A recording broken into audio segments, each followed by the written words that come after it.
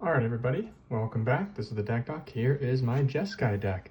It is Aragorn, King of Gondor. He's a JESKAI in 1 for Vigilance Lifelink. When he enters, you become the Monarch, and then when he attacks, one target creature can't block this turn. If you're the Monarch, no creatures can block this turn. Let's go through the deck tech. I'll show you I'll show you the cards in here, and I think you'll be able to piece together really quickly what the deck is trying to do. I'm just going to grab a random pile of cards right here and start. I've sorted them out. So this first one we've got is Court of the Embereth. Again, when it enters, you become the Monarch. At the beginning of the upkeep, you create a 3/1 night creature token. And then if you're the Monarch, this deals X damage to each opponent, where X is the number of creatures you control. So if you've got a few creatures on board, this could really start slapping. Another one, removal spell, and one where you become the Monarch. Archivist of Gondor, again, Monarch, and instead of drawing one card at the end, you draw two. So people are usually pretty incentivized to become the Monarch, to attack, and to draw those extra cards. Archon of Coronation, again, become the Monarch. Legendary creature, mana value 4 or greater, which Aragorn meets, you'll become the Monarch. At the end of the end step, if you're the Monarch, create 2/1/1 human soldier tokens. There is a sub-theme in this deck, and that sub-theme is built around humans. There was a lot of Monarch support that I feel like I could have added, but I liked the human aspect, so I kind of mixed both Monarch and humans. So at this point right here, this one, Champions of Minas Tirith, when it ETBs, you become the Monarch. Beginning of combat on each opponent's turn, if I'm the Monarch, opponents have to pay X, where X is the number of cards in my hand. If they can't, or if they don't, they can't attack you. So it's kind of like a ghostly prison in a way, but often you have to pay a lot more, and they have to do it at the beginning of combat. They have to decide, so I think this is a really great card, and it's a human. Crown of Gondor, when a legendary creature enters the battlefield under my control, if there is no Monarch, I become the Monarch. Equip is 4, but it actually becomes 1 if you're the Monarch, and it gets +1/+1 for each creature you control, so really good. Court of Ire, again, become the Monarch, deal damage. Whenever you draw your second card each turn, you'll create a 1/1 human, that's important, soldier creature token. If you are the Monarch, you'll be drawing a second card every single turn. Imrahil, or Faramir, Prince of Ithilien. This is a great card. It says at the beginning of your end step, choose an opponent. At the beginning of that player's next end step, you draw a card if they didn't attack you this turn. Otherwise, create 3 1/1 white human soldier creature tokens. Again, I'm getting more humans off this card. Will, Scion of Peace, Human Wizard. I think this is a really great card in here. He's got Vigilance. He's 1 and then an Azorius. And his ability is spells you cast this turn that are white and or blue cost X less to cast, where X is the amount of life you gain this turn, activate only as a sorcery. I don't know if you see this fun little keyword right there, lifelink. You're always going to get a great attack with Aragorn because of his second ability. And since he has lifelink and he's at minimum of 4 if we don't have anything else buffing him up, all our spells are going to cost 4 less, which is an insane value. Here's where we start to get some of those humans. Eomer, King of Rohan. It says double strike. He is a human. Whenever he ETBs with a 1/1 counter for each other human you control. And when he enters, target player becomes the Monarch, usually me, and he deals damage equal to its power to any target. If you have, even 5 or 6 humans on board, that's 7 or 8 damage that you can just slam down, and then you become the Monarch and no one can block. Really, really great card. Again, Horn of Gondor, we're capitalizing on the humans that we have. Riders of Rohan, when he enters, create 2/2 red human knight creature tokens with with trample and haste. And here we go. Whenever a Theoden or another human enters the battlefield under your control, target creature gains double strike.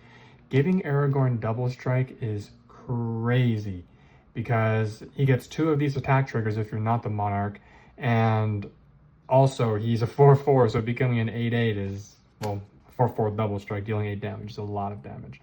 This, again, human, lets us dig for another human. Lossinar Captain is one of the win cons in this deck. It's a first strike saying whenever this or another human enters the battlefield under our control, tap target creature and opponent controls. If we're using, for example, Riders of Rohan, or if we're using the Horn of Gondor down here, it is going to be very easy to get 3 or 4 or 5 humans on board just instantly. And after that, you have a free attack on anyone. You don't really even need Aragorn's second ability. Very good card. Verge Rangers, I think, is really good. If an opponent has more lands than us, we can play lands from the top of our library, so a little bit of card advantage. This card, I think, is also great. Whenever this or another human enters the battlefield, creatures you control get +1/+1 and gain Vigilance until end of turn. So again, few humans Coming on the battlefield, you just juice your entire board by 3 or 4. They all gain vigilance, so they're all great attacks. Really good card. Aragorn, another one. Whenever this or another human enters, all creatures you control get +1/+0, so another anthem effect. Elwyn, fantastic card, lets us draw and creates human knights. And then Pippin, I think right here, ooh, I'm getting to some of the card draw right now, so this should actually be in another section, I think. Where it might be down here. I'm going to save Pippin. Here's some card draw right here. Secret Rendezvous, Quarrel's End, you're making more humans, Council of 4, draw cards, create knights, Cut a Deal is one of my favorite draw cards, Mystic Remora, Wizard class. If you haven't noticed, you draw a lot of cards in this deck. Merry, he's going to be attacking with Aragorn almost every turn. Vanquisher's Banner, creatures get +1/+1, and we're going to be choosing humans, and then when you cast a human, you get to draw a card. I have the Ring of Power here, which is a Sword of the Animist. Inherited Envelope, Keeper of the Cord for, I think now I'm getting to the ramp portion of it. So starting with the Ring of Power here. Ramp, which is Sword of the Animist, ramp, ramp, ramp, ramp, ramp with the Soul Ring. JESKAI doesn't do great at ramping, so I try my best to put in whatever I can. And also the Keeper of the Accord is also a human, so it plays into the theme. Another one, Weathered Wayfarer, which I think is great. Thalwar Stone, Herald's Horn, naming human. Signets. This is one of my favorite cards. One of a really good friend of mine keeps telling me, and it's a lesson I learned time and again, haste is a very, very powerful ability. And to give all creatures haste is really underrated, and it buffs up our legendary creatures. Disruptive Squirm. So here is where I'm getting to the protection/interaction, because like I said in the short, Aragorn costs a lot. He's a 4-cost commander, and if he dies once or twice, paying 6 or 8 mana feels really bad. So I tried to put as many protection spells as I could for him. Starting off with Pippin, becomes another target creature gains protection from the card type of your choice. We have Disrupt Decorum, making sure people aren't attacking you. Frontline Medic makes our creatures indestructible if we attack with them. Boros Charm is really good because not only is it permanent you control gain indestructible, we can also do double strike. And with Aragorn, like I said, that becomes really powerful.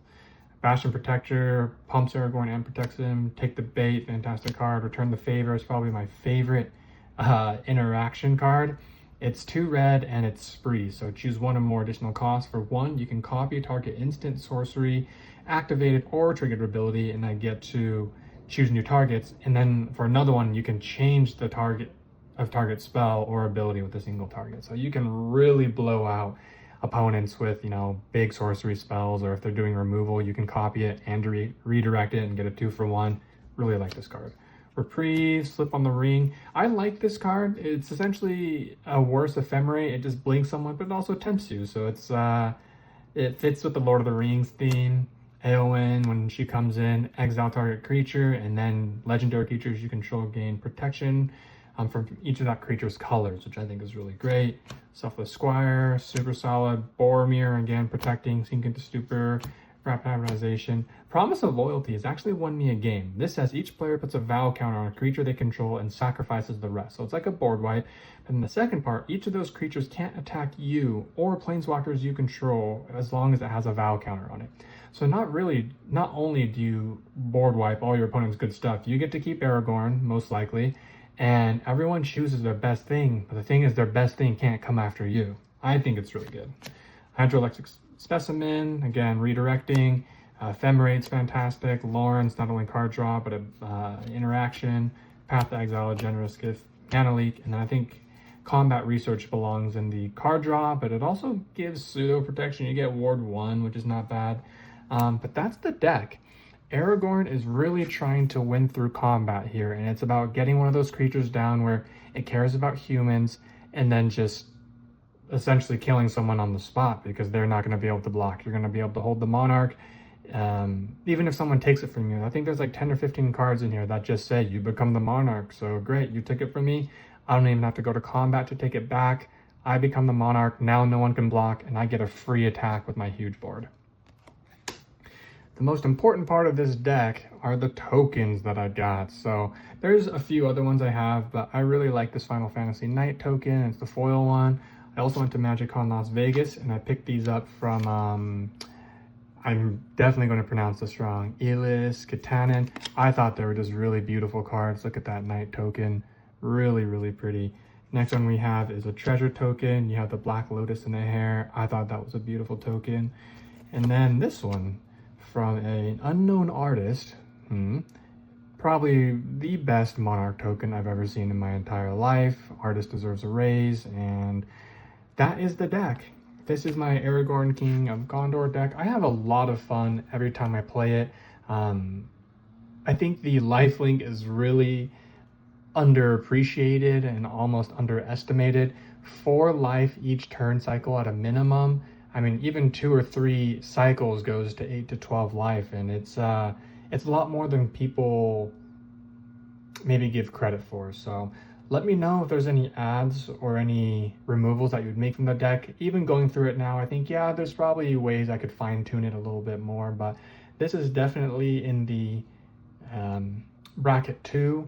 There's no game changers in here, but I do feel like it holds its own. It probably does as well as an upgraded precon, and let me know if you build it, and I'll see you guys in the next video. Thanks, have a good day.